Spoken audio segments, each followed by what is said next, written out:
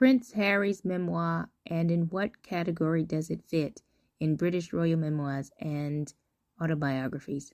Let's talk about it. Hello and welcome to another Sussex Podcast, the show where we explore the British royal family with an emphasis on Prince Harry and Meghan, Duke and Duchess of Sussex. I am your host, G.K. Hammond.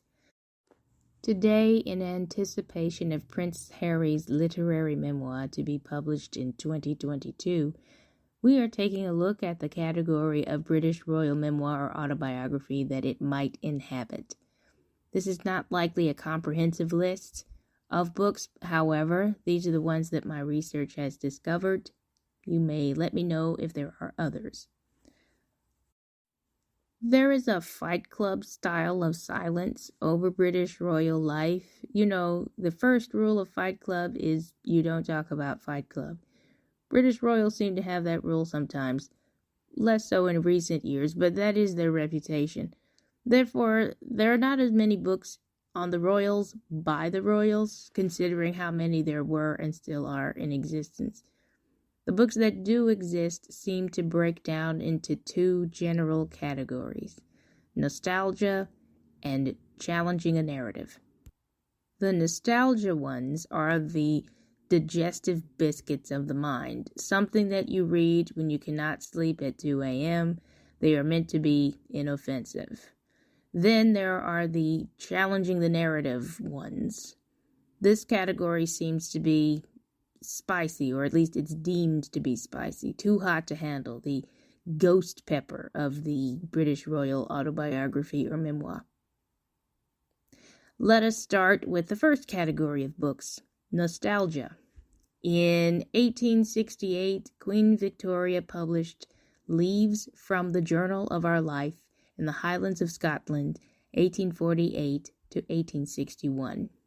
Queen Victoria is the great-great-grandmother of the current monarch.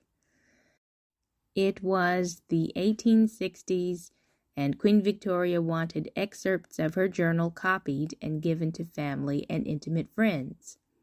Arthur Helps, her editor, suggested that any copies will be leaked, saying in the foreword, quote, "If printed at all, however limited the impression, and however careful the selection of persons to whom copies might be given, some portions of the volume, or quite as probably incorrect representations of its contents, might find their way into the public journals," end quote.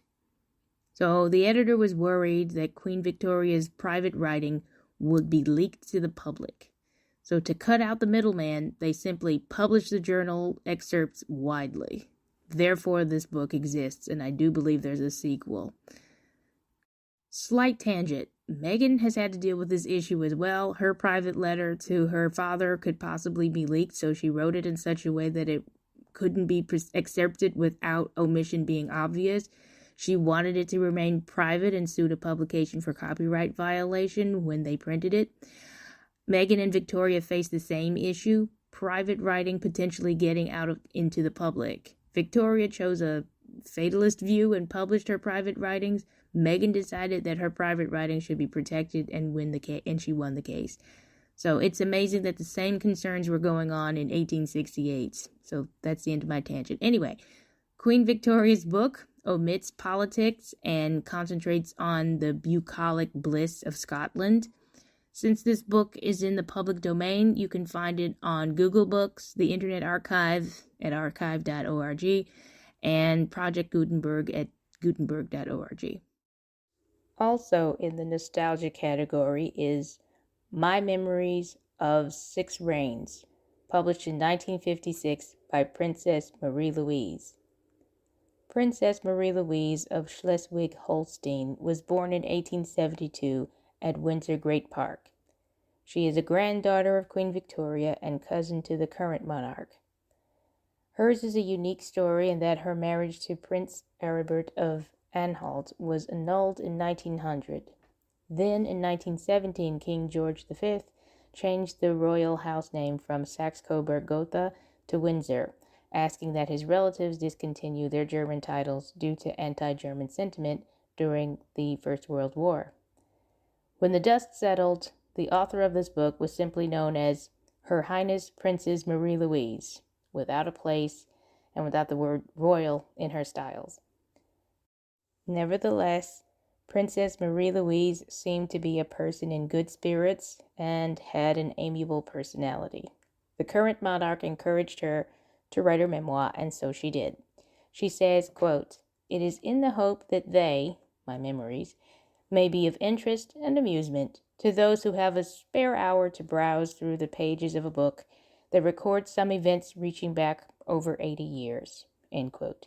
So Princess Marie Louise's book falls squarely into the gentle nostalgic variety. Another in the nostalgia category is called For My Grandchildren, published in 1966 by Princess Alice, Countess of Athlone. Princess Alice was a grandchild of Queen Victoria, who married her cousin Prince Alexander of Teck in 1904. The couple were the first British royals to visit Saudi Arabia in 1938 upon invitation of the Crown Prince, which she recounts in her memoirs. Prince Alexander was given the post of Governor General of Canada during World War II, where they both contributed to the war efforts. Princess Alice wrote her memoirs 9 years after her husband's death and several years after the death of her two sons, Maurice and Rupert, neither of which bore children. She would, because, they were kind of young. She was writing to the children of her only remaining child, Lady May Abel Smith, who had 3 children. Also under the nostalgia umbrella are books of another Princess Alice. This one is the current monarch's aunt by marriage, Princess Alice of Gloucester. Her 2 books are The Memoirs of Princess Alice, Duchess of Gloucester, published in 1983, and Memories of 90 Years, published in 1990. She tends to write about her early years, her travels, her life in Kenya, and the years following her husband's death. Princess Alice married into the British royal family to Prince Henry, Duke of Gloucester, one of the great-grandchildren of Queen Victoria. She has the distinction of being one of the oldest British royals at her death in 2004 at the age of 102. Princess Alice is known to have been nervous and shy. Group Captain Peter Townsend said of her, quote, "She was painfully shy, so that conversation with her was sometimes halting and unrewarding, for you felt that she had so much more to say, but could not bring herself to say it," end quote. But she did say what she wanted inside of her 2 memoirs, which not every royal has done. Princess Alice thought that Buckingham Palace garden parties and being a debutante was a bore and would often leave before dancing. She decided instead to be a, quote, "kind of pre-beatnik," end quote, and schlumped around the world, climbing mountains and taking pictures. Once she married into the royal family, her adventurous life had to stop and more parties were the order of the day. She seemed to content herself with gardens and raising her children. For my research, many of the ones that I've found so far in this nostalgia category are from people who were looking back over many decades, who feel that they were somewhere near the end of their lives, or at least had gone through many hardships, and had taken pains not to offend, and were generally seen as not a problem. But here we go into the second category, challenging the narrative, the spicy ghost pepper category of memoirs or autobiographies. Or everyone in this realm has broken favor with the public or with the royal family in some fashion, and they seek to counterbalance the misinformation as they see it. This category breaks down further into 2 subcategories, authorized biographies and memoirs. I include these biographies even though technically they are not autobiographies or even memoirs. However, the royal in each case collaborated with the named author enough to be almost a co-author. Of course, I'm talking about the most famous books on the list. The Prince of Wales, a biography, 1994, by Jonathan Dimbleby, and Diana, Her True Story, 1992, by Andrew Morton. It was the era of the dueling books and interviews. Prince Harry's parents, Prince Charles and Princess Diana, were not getting along and physically separated even before the public knew about any official separation. They were being pummeled in the press with narratives that they believed to be untrue, narratives about each other and about themselves and within the royal family. So they each agreed to cooperate with authors who would put their names on the books instead of the subject themselves, I suppose to give a bit of distance from the book. Again, that sort of, we don't talk about what we do, that Fight Club. If you're in Fight Club, you don't talk about Fight Club. That seems to be kind of that distance that they felt they needed. With Diana, there was a cloak and dagger operation involving blank tapes being sneaked into Kensington Palace in a bike basket. Diana would record or dictate her thoughts, and the tapes would be spirited away in the basket by her friend James Colthurst and out to Andrew Morton. There is an American documentary from NBC in 2004 called Princess Diana, The Secret Tapes, which goes into detail. Diana also allowed a famous interview in her home with Martin Bashir in 1995, and Prince Charles also gave a personal interview for television with the author of his book, Dimbleby. The 1990s was just raw for the royal family in terms of authorized printed materials about them, which is one reason why they tend to be a bit gun-shy whenever one of them writes a book. This era of royal biographies in the 90s is still in the minds of the press in Britain, to the point where the royal reporter Omid Scobie, who wrote with Carolyn Durand an unauthorized biography of Harry and Meghan called Finding Freedom, was often asked in interviews about his book whether he was the Andrew Morton of this scenario. Did the Sussexes secretly give him information and weren't saying so? He said no. Digging even further into the spicy, challenging the narrative, slightly scandalous books from royals, we now turn to A King's Story, published in 1951 by Edward, Duke of Windsor, he who was once known as King Edward VIII. Throughout the book, he starts at childhood and ends at abdication in 1936. Edward lets you know the reasons that he was not fit to be king. The chief reason that he could see is that he never wanted to be king. He thought the pageantry, etc., was just wasteful. He wanted to be one of the people. Now, I might point out here that he kind of didn't really want to be part of one of the people. I mean, by his own admission, he had a limit to just how much of the people he wanted to be, but he didn't want to be king. He did, however, like the travel budget that came with being Prince of Wales, which meant he was allowed to get off of his island to tour the planet, to represent his father, the king, while he was still alive. Edward was also proud of this accomplishment that he placed a map of his travels on the end papers of his book. Once his father died and Edward became King Edward VIII, he found the post unbearable and left to marry Wallis Simpson, who was deemed unsuitable to marry a king. Together they became the Duke and Duchess of Windsor. The Duchess also wrote a book. Hers was called The Heart Has Its Reasons, which was published in 1956. The title corresponds to the title of chapter 14 of the same name of her husband's book, where he talks about meeting Wallis. And of course, this is a reference to Blaise Pascal's quote, "The heart has its reasons, which reason does not know," end quote. They are taking Pascal's quote out of the context of his discussion of faith and logic. Instead, they use it to represent their romance, as if to say, yes, this is ruinous, but we're doing this.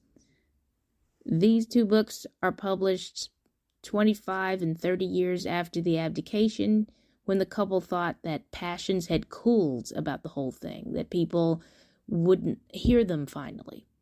Unfortunately for them, that wait time meant that their reputations had already been set in resin and placed under museum glass. When you hear people talk today about the Duke and Duchess of Windsor, other than real historians, the rhetoric is similar to that which was said in the propaganda against them in the early years, that Wallace had taken him away, as opposed to what the Duke and Duchess say, which is that Edward did not want to be king at all, and much less did he want to be king without his lady. So he chose to be with his lady. The next memoir in the spicy category is My Story, published in 1996 by Sarah, Duchess of York. She starts by talking about the year that she and her husband, Prince Andrew, decide to separate. It is 1992. Yes, that year again. The year in which Princess Diana's tell-all book would be released. It is the year for lots of turmoil in the family. Sarah references the Annus Horribilis speech that her mother-in-law, Queen Elizabeth, gave, in which she says, 1992 is not a year on which I shall look back with undiluted pleasure. End quote. Translation: it's been rough out here on these streets. And amidst all of this, Sarah and Andrew split. Sarah is quick to say the following, quote, from early on that year, Andrew and I had been discussing separation, not because we'd stopped caring for one another, but because I had reached the end of my royal rope. For 6 years, I had shouldered the demands of palace life. I'd endured the constant scrutiny of the British press and the barely veiled hostility of the royal household, the courtiers who run the show. Gradually, relentlessly, they had beaten me down. They were killing me by inches. It was time to save my life. End quote. Does that sound familiar? It sounds exactly like what Harry and Meghan were saying in their interview with Oprah, which brings me to Harry. Penguin Random House announced in the summer that they would release yet-to-be-named literary memoir by Prince Harry, Duke of Sussex, in 2022. He says, quote, I'm writing this not as the prince I was born, but as the man I have become. I have worn many hats over the years, both literally and figuratively, and my hope is that in telling my story, the highs and lows, the mistakes, the lessons learned, I can help show that no matter where we come from, we have more in common than we think. I'm deeply grateful for the opportunity to share what I've learned over the course of my life so far, and excited for people to read a first-hand account of my life that's accurate and wholly truthful. End quote. Harry's book will be well within this category of challenging the narrative that is surrounding his reputation. He and Meghan are wise to try to redirect their reputations now, early after stepping away from royal duties, before their reputations are set in stone. I think they were doing a good job of wresting the narrative of their decisions out of the jaws of the British press and the courtiers. I think they're doing a good job. Those are the books I've found written by the British royal family to give us context for Harry's book next year. Thank you for listening to another Sussex podcast, and I'll see you next time.